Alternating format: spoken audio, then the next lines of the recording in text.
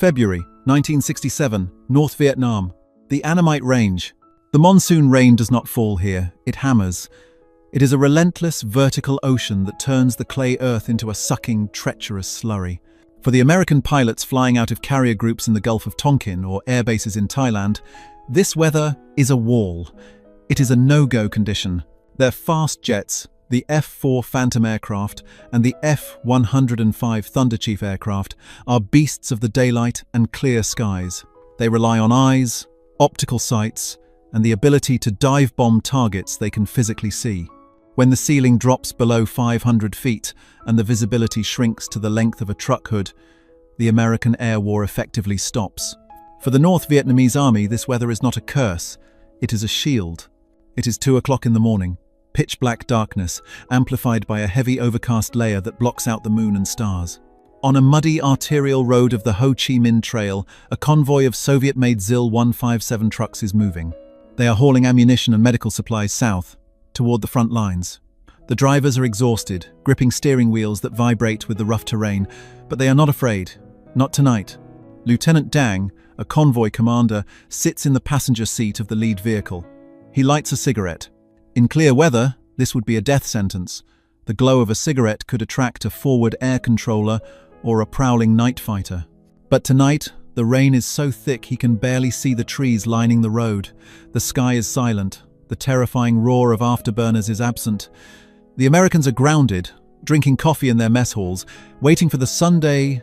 Dang relaxes. He knows the rules of engagement. If you cannot see the target, you cannot hit the target. The physics of war are on his side. Suddenly, physics breaks. There is no scream of a diving jet. There is no pop of a parachute flare illuminating the kill zone. There is just a sudden, violent displacement of air. 50 yards ahead of Dang, the road erupts. It is not a random cratering. It is a direct impact. A 500-pound bomb slams specifically into a choke point, a small wooden bridge, crossing a swollen ravine. The explosion is deafening, a flash of orange that momentarily turns the rain into steam. The lead truck slams on its brakes, sliding in the mud. Dang is thrown forward, his ears ringing. He kicks the door open and rolls into the ditch, screaming for his men to take cover.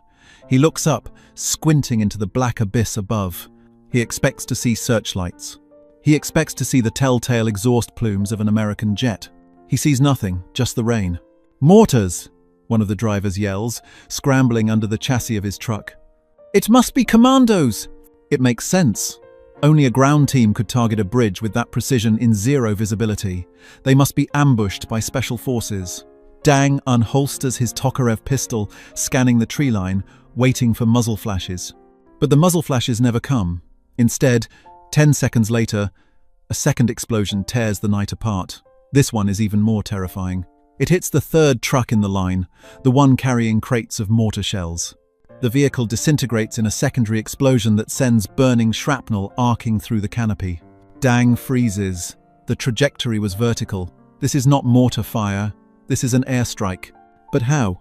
He looks at the sky again. It is a solid ceiling of clouds at 300 feet. No pilot can dive through that without crashing into the mountains.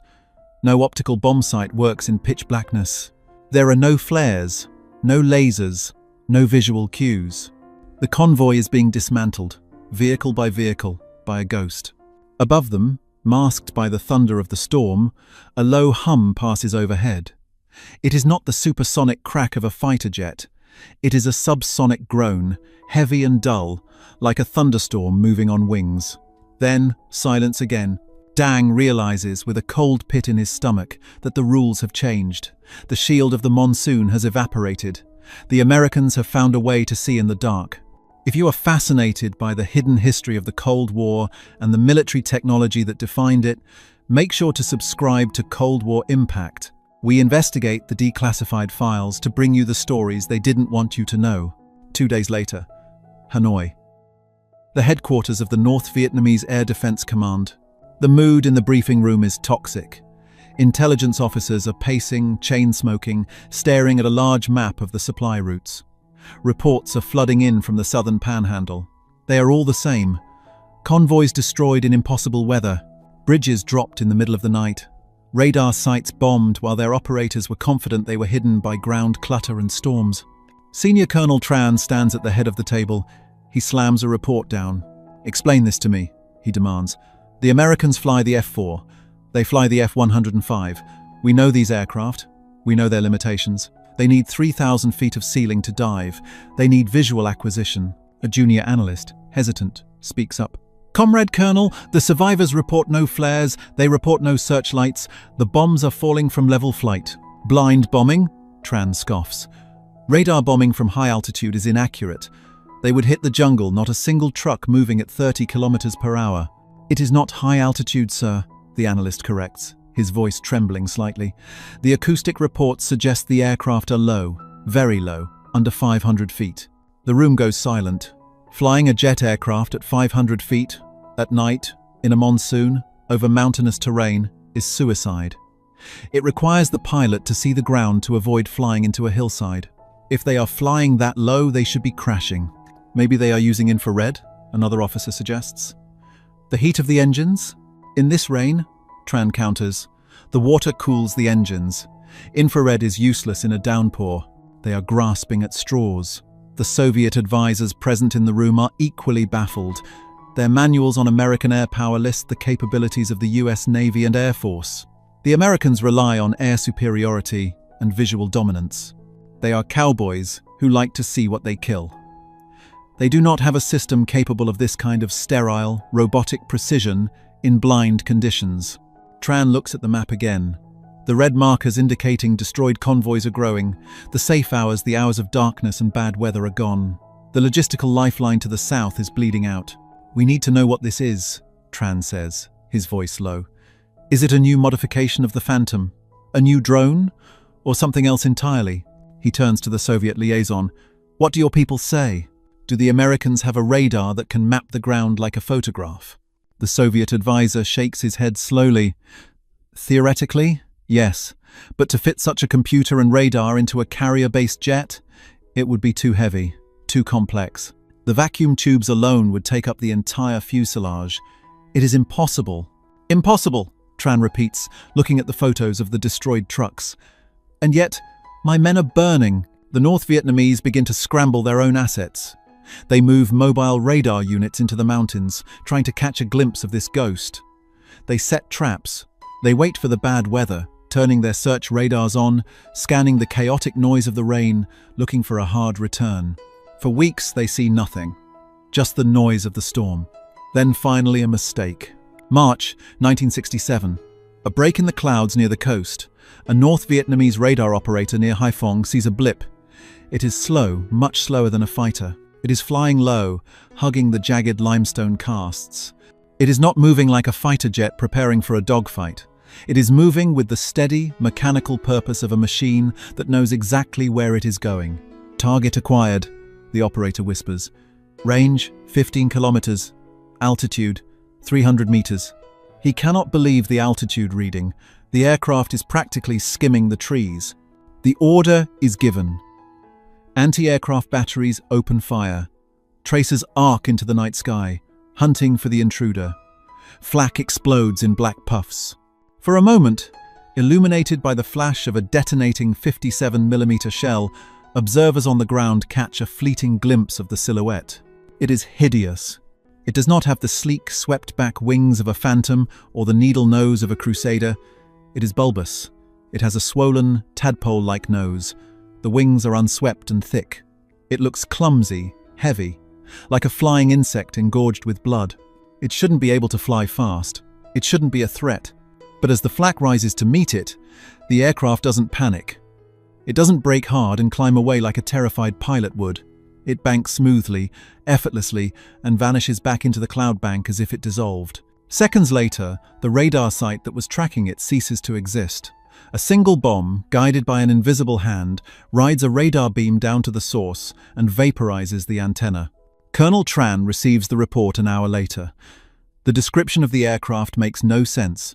A subsonic, bulbous plane that fights better in the dark than a supersonic fighter does in the light. "It is not a fighter," Tran concludes, staring at the sketch the observer made. "It is a machine made of eyes. It sees everything." The mystery deepens. The NVA are not facing a better pilot. They are facing a technological leap that threatens to make their entire strategy of night movement obsolete. They have to kill it. But to kill it, they first have to understand how it thinks. April 1967. A secure facility north of Hanoi. The wreckage is spread out on a concrete floor, smelling of burnt aluminum and wet jungle rot. It is a puzzle of twisted metal, scavenged from a crash site deep in the mountains near the Laotian border. An American jet had gone down not from enemy fire, but likely a mechanical failure or a pilot error that flew it into the trees. Major Volkov, a technical specialist from the Soviet GRU, stands over the debris. He wipes grease from his hands with a rag. He has spent the last 10 years studying captured American technology. He knows the internals of the F-4 Phantom aircraft. He has dissected the guidance systems of the Bullpup missile. He expects to see familiar architecture, vacuum tubes, hydraulic linkages, simple analog computers that calculate bomb release points based on speed and dive angle. But as his team pries open the crushed nose section of this new bulbous aircraft, Volkov finds something that makes no sense. "Look at this," he mutters to his Vietnamese counterpart, Captain Lay. He points to a cylindrical object, dented but intact. It looks like a heavy metal keg. Inside, it is not filled with fuel or hydraulic fluid. It is filled with spinning magnetic discs.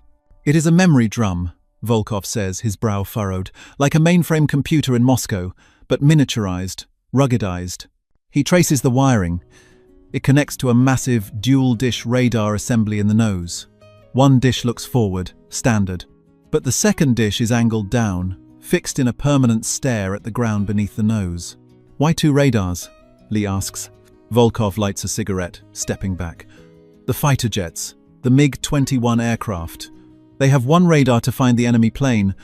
This machine, it has one radar to find the target, and another radar too." He trails off. He realizes what the second radar does. It doesn't look for enemies, it looks for the Earth. It measures the distance to the ground, Volkov whispers. Constantly, it feeds that data into this magnetic drum. The computer draws a picture of the mountain in the dark and tells the pilot how to fly over it. Le looks skeptical. A computer flying the plane? At 800 kilometers per hour? If the computer lags by a fraction of a second, the pilot dies. "Exactly," Volkov says. "The Americans are trusting a machine with their lives. They are flying blind, letting electricity and magnetism steer them through the canyons." This revelation changes everything. The North Vietnamese air defenses are built on a specific doctrine: protect the high altitude with S-75 Divina missiles and protect the low altitude with anti-aircraft guns, AAA. But AAA relies on sight or predictable flight paths. If this aircraft can hug the terrain flying inside the valleys rather than over them, it is invisible to the long-range search radars. It is below the horizon. They need to catch it in the act. They need to prove that a machine can be killed. May 1967. The trap is set. The North Vietnamese Air Force deploys their elite, the MiG-21 aircraft. These are the interceptors that the American pilots fear. They are fast, small, and maneuverable. But they are day fighters. Their radar is weak, designed only for range finding, not for hunting in the soup of a monsoon. Tonight, the Ground Control Intercept, GCI, controllers believe they have a solution. They have positioned a powerful search radar on a high peak, looking down into the valleys.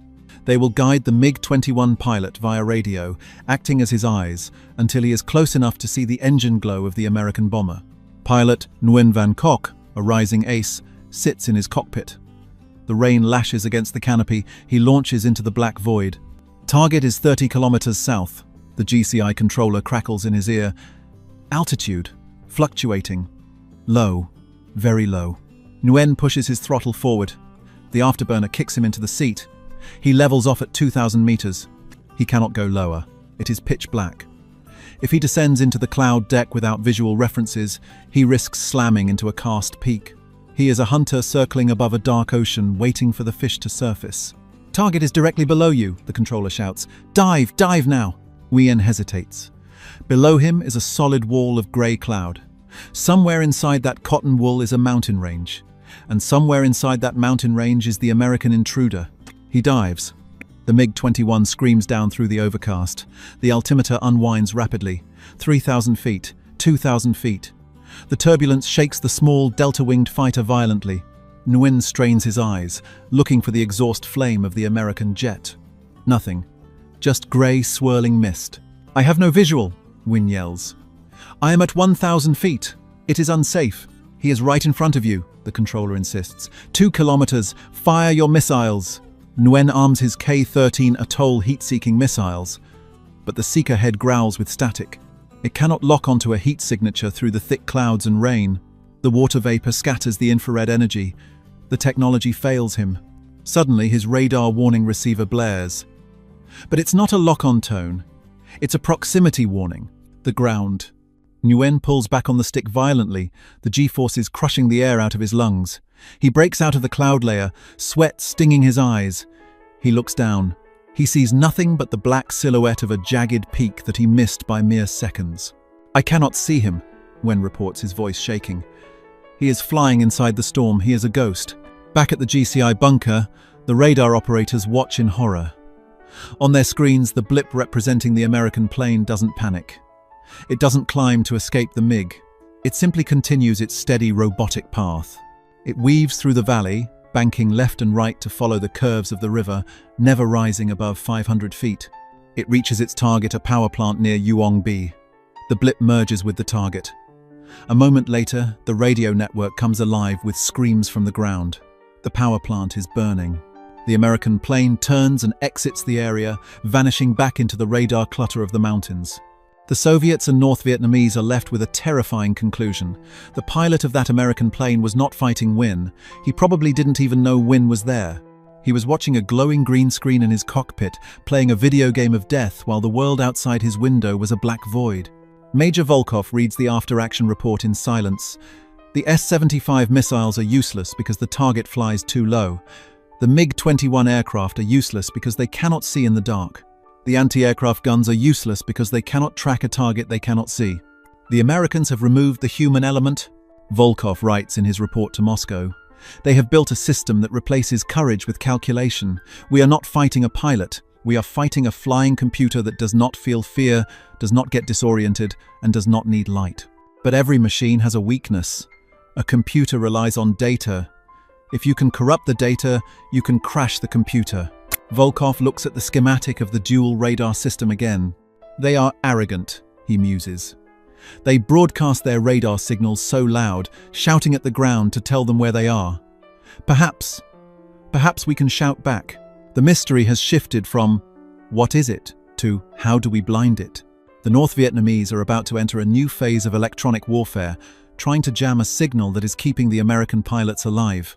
But they underestimate the sophistication of the beast they are hunting. They are about to find out that the intruder has teeth that they haven't even seen yet. November 1967. Route Pack 1, the Southern Panhandle. The war has evolved. It is no longer just a physical conflict of bombs and bullets. It has become a war of frequencies.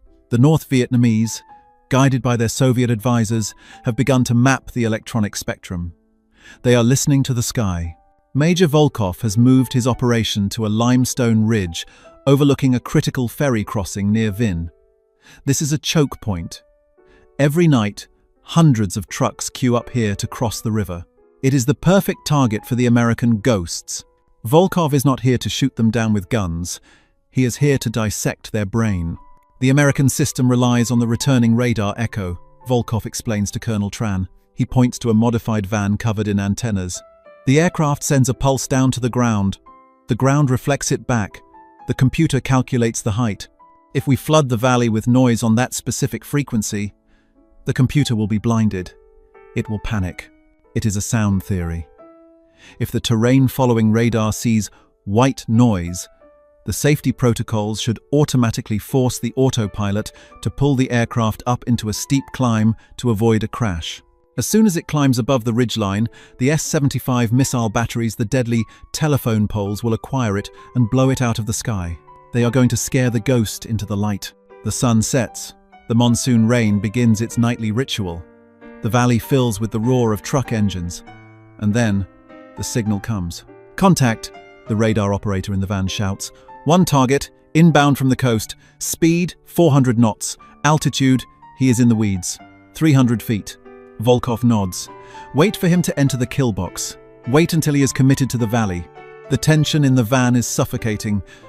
The blip on the screen is steady, unwavering. It is a machine flying a mathematical line. Now, Volkov orders. Activate the jammer. The operator flips the switch. The van hums with power. High-energy radio waves flood the valley, specifically tuned to the K-band frequency used by the American terrain-following radars. Volkov watches the screen, expecting the blip to jerk upward. He expects the pilot, terrified by the sudden blindness of his instruments, to yank the stick back. But the blip does not move. It does not climb. It does not deviate. It continues straight through the wall of electronic noise, maintaining its suicidally low altitude. "He is not climbing!" the operator screams. "He is ignoring the jamming!" "Impossible!" Volkov hisses. "He must be blind. He is flying into a mountain." But the American pilot isn't flying into a mountain. He is flying under the jamming. Or perhaps he has switched to a backup mode that Volkov doesn't understand. The aircraft screams over the ridgeline, not at 2,000 feet, but at 200. The sound is apocalyptic.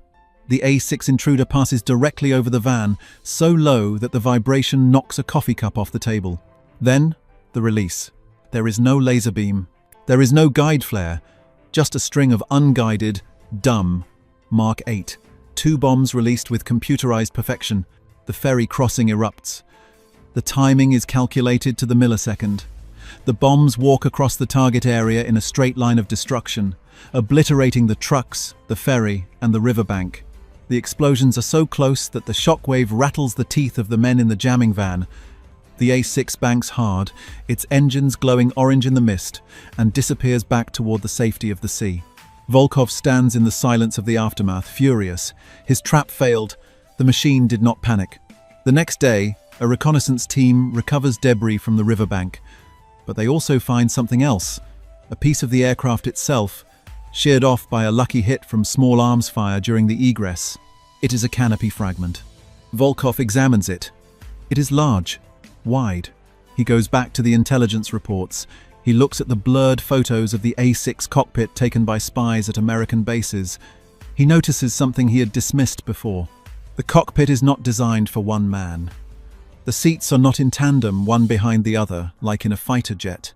They are side by side. 2, Volkov whispers. There are 2 of them. He realizes the mistake in his psychological profile. In a standard fighter, the pilot does everything. Flies, navigates, communicates, and shoots. His brain is overloaded. But in this machine, the labor is divided. It is not just a computer, Volkov tells Tran later, pacing the room. It is a partnership. One man flies. He looks only at the flight instruments. The other man, the one sitting next to him, he fights the war. This is the twist that terrifies them. They are not fighting a pilot who can be distracted. They are fighting a crew that operates as a single multi-core processor. While the pilot focuses on not hitting the ground, the second man, the bombardier, divided by navigator, is purely focused on the radar. He can see through the jamming. He can recognize the interference patterns and manually adjust the gain. He can look at the raw radar return and say, "That is a false echo. Keep flying low." The jamming failed because the computer has a human backup who is staring into a hooded scope, interpreting the chaos of the electrons with a human intuition that no machine can match. "We cannot trick them electronically," Tran says, resigned. "They are too adaptable. Then we must use their confidence against them," Volkov replies. "They rely on that radar to see the shape of the Earth." What if we change the shape of the Earth? Volkov proposes a desperate, low-tech solution. If the American radar looks for hard returns to identify bridges and convoys, the North Vietnamese will build false bridges. They will string radar reflective mesh across empty parts of the river to mimic a bridge and submerge the real bridges under 6 inches of water to hide them from the radar beam. It is a game of shadows. December 1967. The A6's return. They bomb the false bridges. They bomb the radar reflectors. For a week, the North Vietnamese celebrate. They have fooled the machine. But then the intruder evolves again. A new report comes in from a survivor of a strike near Hai Duong. "I saw the plane," the soldier says, his eyes wide. "It didn't just drop bombs, it dropped a sundae." "A flare?" the interrogator asks. "No," the soldier shakes his head. "It was a bomb, but it didn't explode. It opened its eyes, and then the other bombs followed it." Volkov freezes. The Americans are introducing something new, something that doesn't just rely on the aircraft's radar. The A6 Intruder has begun dropping the earliest versions of laser-guided munitions, or perhaps coordinating with ground teams. But the terrifying part is the platform itself. The A6 is no longer just a bomber. It is becoming a mothership for a new generation of horror. The shock is beginning to crystallize. The A6 isn't just a plane that flies in the dark. It is the first fully integrated digital weapons system in history. It is the grandfather of the modern smart war. And the North Vietnamese are the test subjects. As Volkov stares at the map, he realizes the grim truth. The Americans aren't winning because they have better bombs. They are winning because they have successfully merged man and machine into a loop that processes information faster than reality can change. We are fighting the future, Volkov says, and the future does not sleep. January 1968. The Tet Offensive is imminent. The atmosphere in North Vietnam is electric with anticipation. The People's Army of Vietnam is preparing for the largest coordinated assault of the war. Tens of thousands of troops, hundreds of T-54 tanks, and endless convoys of supplies are moving south. They are moving under the cover of the worst weather in 20 years. The Kratchin, a pervasive, suffocating drizzle and fog, has descended upon the valleys. Visibility is effectively zero. General Giap and the High Command are confident. They have calculated the odds. They know that American air power is visual. They believe the B-52 Stratofortress aircraft cannot bomb close to friendly lines in this weather without risking fratricide. They believe the F-4 Phantom aircraft are grounded. They believe the sky belongs to the storm, and therefore it belongs to them. But in the intelligence bunker near Hanoi, Major Volkov is staring at a new set of documents, and he is sweating. He has finally pieced together the full anatomy of the ghost. Through a network of spies in the Philippines and the interrogation of a captured navigator, Volkov has obtained a technical manual. It is not for the airframe. It is for a system called DIANE. Volkov reads the acronym. It sounds innocuous, like a woman's name, but as he turns the pages, reading the schematics of the AN divided by ASQ-61 ballistic computer, the blood drains from his face. He realizes that for the last year, they have been fighting a war based on a false premise. They thought they were fighting a better airplane. They were wrong. They were fighting the first virtual reality machine in history. Comrade Colonel, Volkov says, his voice flat, we have lost the night. Forever. He lays the schematic on the table. It shows the cockpit of the A6 Intruder aircraft. Look at the pilot's instrument panel. Volkov points. Do you see a window? Do you see a bomb sight? Colonel Tran leans in. I see a television screen. Exactly, Volkov says. It is called the VDI, the Vertical Display Indicator. Volkov begins to explain, and the horror of the realization settles over the room like a shroud. In every other aircraft in the world, Soviet or American, the pilot flies by looking out the glass canopy. He references his gauges.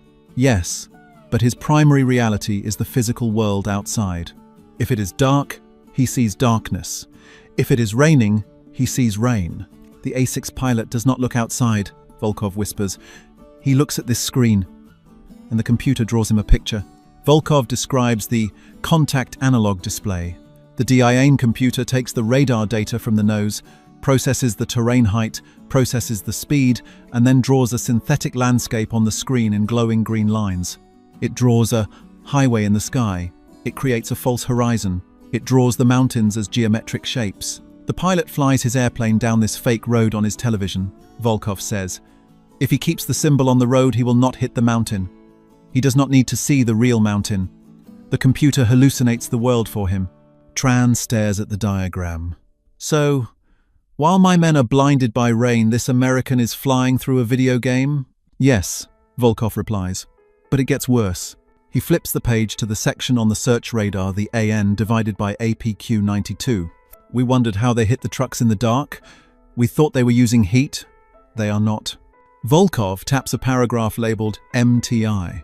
The radar computer measures the Doppler shift of the return signal, Volkov explains. A tree stands still, a rock stands still, a bridge stands still, but a truck moves.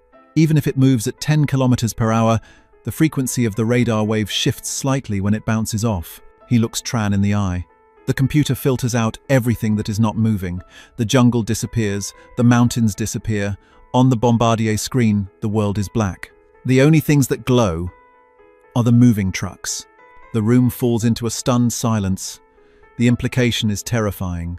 The North Vietnamese drivers on the Ho Chi Minh Trail believe that the jungle protects them. They believe that the noise of the wind protects them. But to the A-6 Intruder aircraft, the jungle is transparent. The A-6 does not see a forest. It sees a black void populated by bright, glowing dots. Every truck is a beacon. Every convoy is a neon sign. They select the dot. Volkov says, mimicking the action of the Bombardier divided by Navigator, BN. They put the cursor on it. The computer calculates the wind, the speed of the jet, the drop of the bomb. It automatically releases the weapon at the exact millisecond required to intersect the moving truck. It is a sniper rifle, Tran whispers. A flying sniper rifle that sees through walls. The shock is absolute. This is not just a weapon. It is a technological singularity. The Americans have removed the fog of war. They have digitized the battlefield. The courage of the North Vietnamese drivers, their willingness to drive without lights, to brave the mud, is irrelevant. You cannot be brave against a math equation. The theoretical horror becomes a practical nightmare weeks later. During the siege of Khe Sanh, the US Marines are surrounded. The NVA are digging trenches, moving closer under the cover of the heavy monsoon clouds, preparing to overrun the base. They know the American fighters cannot support the Marines in this weather. The sky is a solid block of grey soup, ceiling at 200 feet. The NVA commanders order a mass movement of troops and artillery into the valley floor, confident they are invisible. Then, the intruders arrive. They do not come in screaming dives. They come in straight and level, sliding through the mist like sharks. Inside the cockpits, the pilots are calm. They are watching their glowing green highways. The Bombardier, divided by navigators, are face down in their radar hoods, watching the cursor track the glowing blobs of the NVA artillery batteries. On the ground, the NVA soldiers hear the low moan of the jet engines, but they cannot see them. They wait for the attack, but they expect it to be inaccurate. Suddenly, the earth erupts. It is not a scattered barrage. It is a surgical evisceration.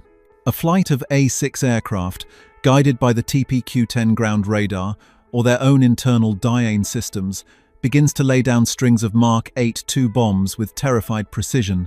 They walk the explosions along the trench lines. They drop 500-pound bombs directly onto the hidden artillery positions. The NVA troops panic. There is nowhere to run. The bombs are falling from the clouds, as if dropped by God himself. There is no aircraft to shoot at. The enemy is an invisible abstraction. In the aftermath, the devastation is total. The impossible weather provided no shelter. The A-6 Intruder aircraft flew nearly 12,000 combat sorties during the campaign, many of them in 0-0 conditions, zero visibility, zero ceiling. They delivered a staggering volume of ordnance when no other aircraft could even take off. But the A-6 had one final secret to reveal. A secret that would haunt the Soviet advisors for decades. Major Volkov receives a report from a SAM site commander. The commander is shaken. He describes an engagement where he turned on his Fansong radar to track an incoming intruder. "We had him," the commander reports. "We had a solid lock. We were about to fire." "And?" Volkov asks. "And he shot us first, before we could launch." Volkov is confused. "He dropped a bomb?" "No. He fired a missile. It rode our own radar beam down to the van. It followed our signal like a bloodhound." Volkov closes his eyes. The AGM-45 Shrike. The A-6 Intruder was not just a bomber. It was the birth of the SEAD mission's suppression of enemy air defenses, the Iron Hand flights. The A-6B variant, modified with special equipment, would intentionally fly into the kill zones. They would act as bait. When the Soviet-made radars turned on to kill them, the A-6 would detect the signal, analyze the frequency, and launch a Shrike missile that homed in on the radar dish itself. The hunter had become the hunted. The North Vietnamese radar operators were faced with a grim choice: keep the radar off and be bombed in the dark, or turn the radar on and catch a Shrike missile in the face. By 1972, during Operation Linebacker 2, the A-6 Intruder had fully matured. It was the backbone of the US Navy's night war. It could carry 18,000 pounds of ordnance, more than the heavy B-17 bombers of World War II, and deliver it onto a tennis court in the middle of a typhoon. Volkov, preparing to leave Vietnam as the war winded down, wrote his final assessment. It was a eulogy for the old ways of war. "We have witnessed the end of the era of the eye," he wrote. The Americans have built a machine that translates war into data. The pilot is no longer a warrior. He is a systems administrator. We can shoot down the plane, but we cannot shoot down the concept. The computer has entered the cockpit, and it will never leave. The shock that the North Vietnamese felt was the chilling realization of their own obsolescence. They were fighting with grit, biology, and eyes. The A-6 Intruder was fighting with logic, silicon, and electrons. It was the precursor to the F-117 Nighthawk aircraft. It was the grandfather of the B-2 Spirit bomber. It was the first machine to prove that if you own the electromagnetic spectrum, you own the world. As the last A-6 aircraft roared off the carriers in the Gulf of Tonkin, vanishing into the black night, they left behind a shattered enemy who had learned a terrifying lesson. Darkness is no longer a shield. Darkness is just another dataset.